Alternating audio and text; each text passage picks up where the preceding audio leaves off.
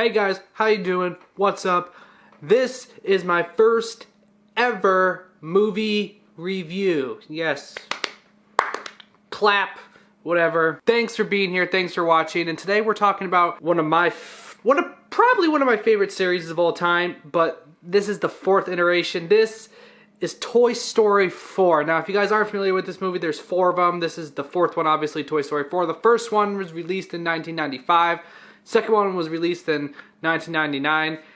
Third one was released in 2010, and this one was released in 2019. Big span in between each of the movies, besides really the first and the second. These movies are some of Pixar's best works of art. This isn't really a movie. This is a work of pure art. The characters are the same characters that you know and love. And it's the same like story. It's basically a story of being a toy. And this story and this movie also, it kind of really nicely tied everything in together. If you guys, this movie's been out for a little bit. I wanted to tackle a movie that's been out for a little bit, and also a movie that I kind of am familiar with the series-wise, as my first ever review on this new channel. Now, obviously, spoiler warnings, because I'm going to be talking about the plot and everything in this movie, but we're going to make this quick, clean, and concise, and we're going to make it entertaining, hopefully. So, I do apologize, just side note, I'm figuring out how I want to film these style-wise, editing-wise, and everything else-wise. This is not going to be the set I stick on, but this is just a temporary set that I have. But, first of all, what I want to talk about in this movie is basically 3 things, and that is characters, that is story, and that is plot. Now, when you're doing a movie like this, especially a 4th movie, sequels are very hard to do in most movies, most movie IPs, but Toy Story has done a very good job doing consistently awesome in every single movie that they do. And this 4th movie is no exception.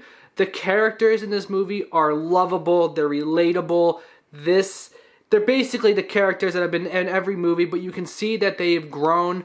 Woody has lost control of, he's not the boss anymore. He's in a whole new environment. He's with Bonnie's Toys, and they have their own type of leader and stuff like that. And he's used to being the toy leader of the room or whatever. So he is suffering with internal conflict of keeping Bonnie happy, but you can tell he misses the good old days of when Andy and everyone else were together. And it's very apparent in this movie, and it's sad because you see him trying to find himself in a world where he is lost. Unfortunately, there's a lot of characters in this movie that don't really get a lot of action. Basically, I would say that the main characters in this movie are Buzz, Woody, Bo Peep, and Gabby. Yes. So, first of all, let's talk about, Bo Peep is returning. She wasn't in the 3rd movie, and we get like a sense of why she wasn't in the 3rd movie. She was given away by Andy's sister. And I didn't personally realize that her and Woody had such a close relationship, but in this movie, you really dive into their relationship and what kind of, I didn't really understand and know that they were as close as they were. And you get to see, like, in the first, 10 minutes of the movie, you see, just a heart-wrenching scene of, Woody wanting to go with Bo Peep, but realizing that he is Andy's favorite toy, and he can't just disappear. He has, a responsibility, a moral responsibility to the other toys, and also to Andy as his kid. Bo Peep is also very well done in this movie. She's given a lot of characterization, a lot of it's explained where she's been and where she how her mindset's changed. They didn't just throw her in the movie and kind of ignore her arc, which I was kind of scared they were going to do when I realized she was in this movie. But they didn't do that. And it was absolutely amazing. I loved it. I thought it was very well done. I thought her character was well done. And where she is at the beginning of the movie and the end of the movie, I feel like she was given really good screen time and also really good justice in this movie. Then you have Buzz Lightyear. Now, Buzz is really the only like, this movie for me is a 9.5 out of 10. I loved this movie, but Buzz, for some reason, his character was like dumbed down in this movie. He was just kind of weird. It kind of felt like they kind of gave him a second, like he was a second thought, really, because they didn't, he was just odd. Like, the way he acted, the way he talked, the way he dealt with situations, the whole inner voice thing, it was just weird. It was very, very, very weird.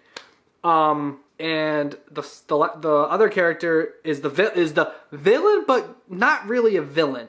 And that's Gabby. She is basically after Woody's toy box because she is defective, and her toy box does not, her voice box, I'm sorry.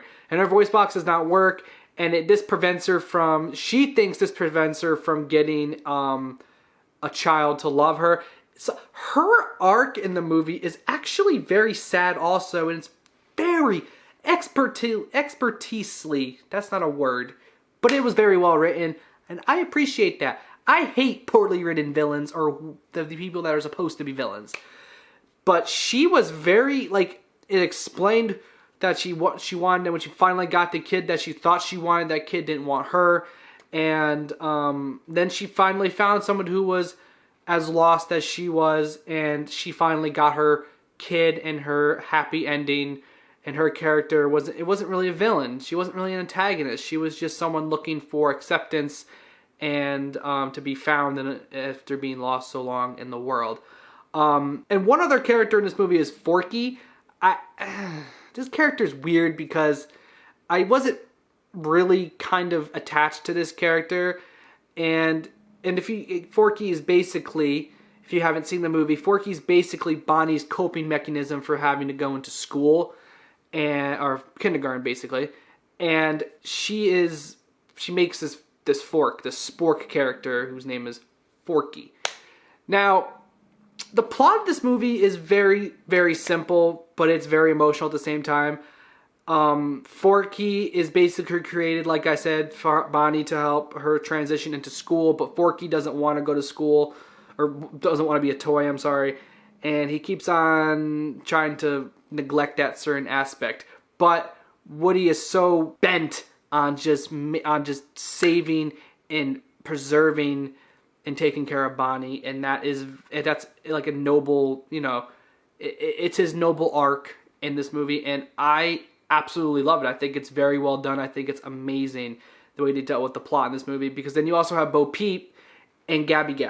You have, like, Bo Peep is reintroduced, and she's like this wild, like, basically like mercenary type character in the world. She kind of goes where she wants to go. She does what she wants to do. She's grown a lot. She's become a rogue toy, and that was actually very interesting to see. I wasn't expecting that, to be honest with you. And with Gabby with the voice box, I wasn't expecting to like these multiple plots as much as I did, but I didn't. I thoroughly enjoyed it. Now, this movie is basically very emotional. I cried in the theater personally because I've seen every single Toy Story movie multiple times, and the one thing that you can you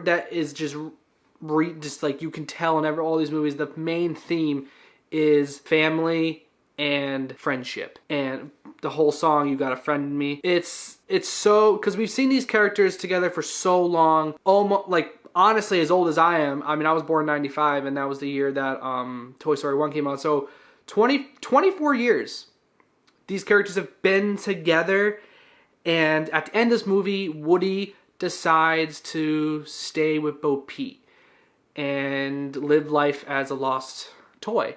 And that was very emotional, because when you see Woody in the first movie, he's dedicated to his child, he's dedicated to Andy, he's Andy's favorite toy, and Andy leaves, and he's no longer anyone's favorite toy.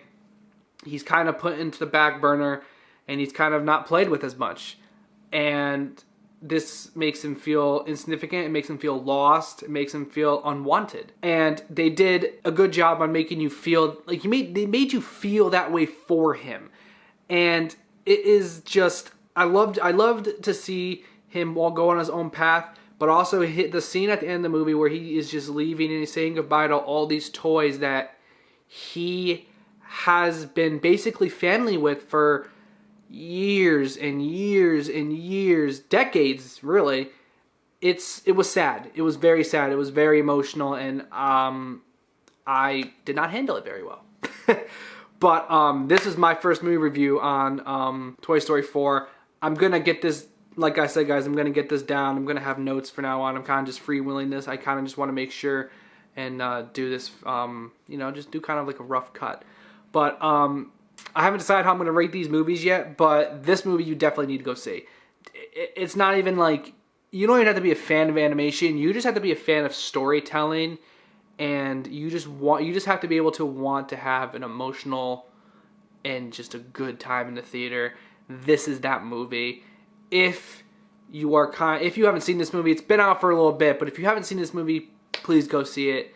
It's definitely worth it. I'm going to give this movie 9.5 out of 10.